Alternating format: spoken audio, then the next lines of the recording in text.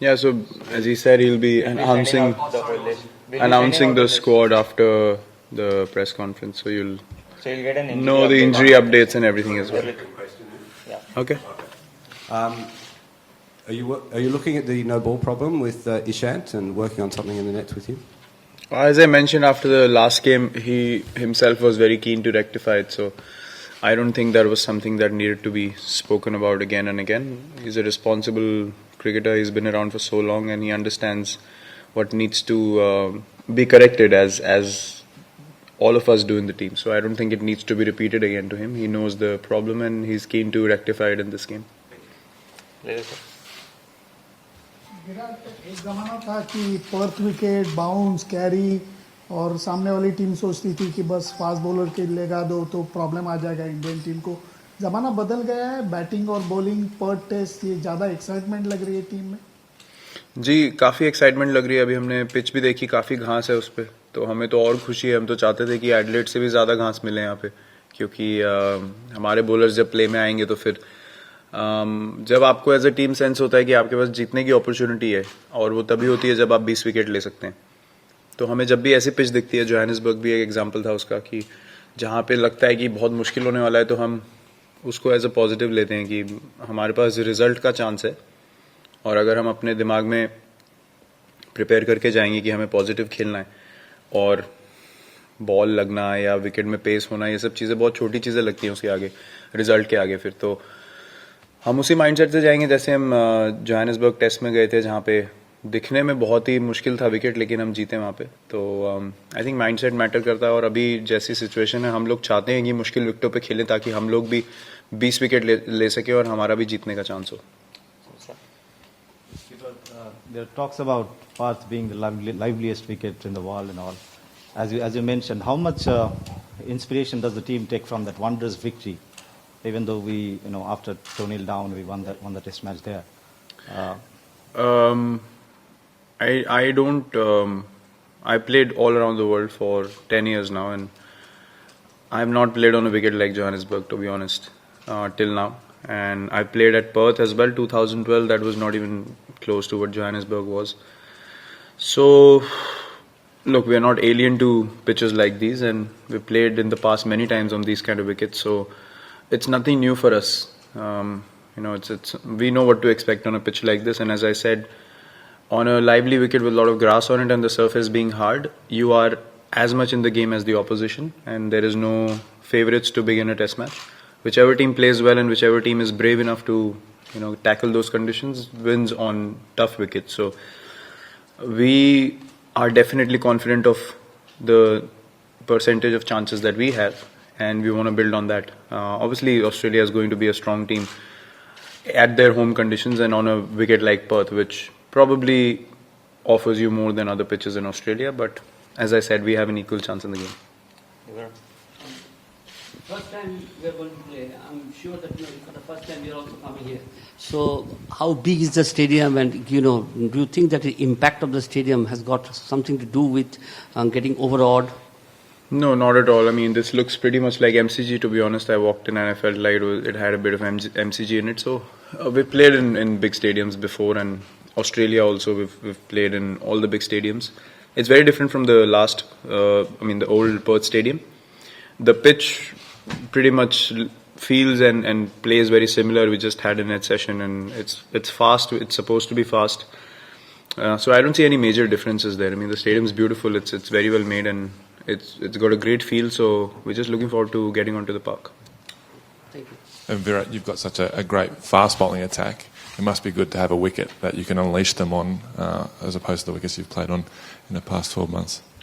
Yeah, for sure. As I said, I mean, we certainly get more excited than nervous looking at lively pitches now, because we understand that we do have a bowling attack which can, bowl the opposition out as much as they are convinced about their attack. So when you have 4 or 5 fast bowlers who are at the peak of their ability, it's always a great feeling to have in the side. And for us as batsmen also, it gives us a lot of motivation and boosts us up that we can put in those match-winning significant batting performances, because we have so much belief in our bowling unit right now that we understand if we bat well, we will definitely get the result that we want.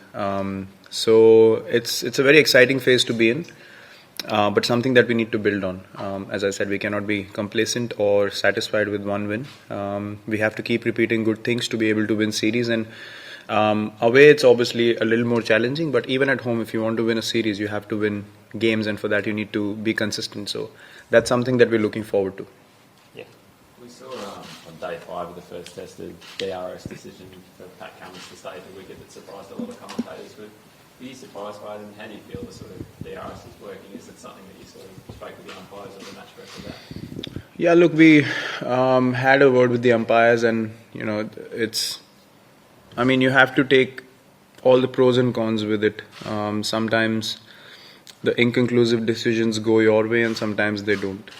It all depends on those little things when a spike comes up on the snicko, or if there's a hotspot mark and no snicko spike as such. So there are variables in the technology for sure.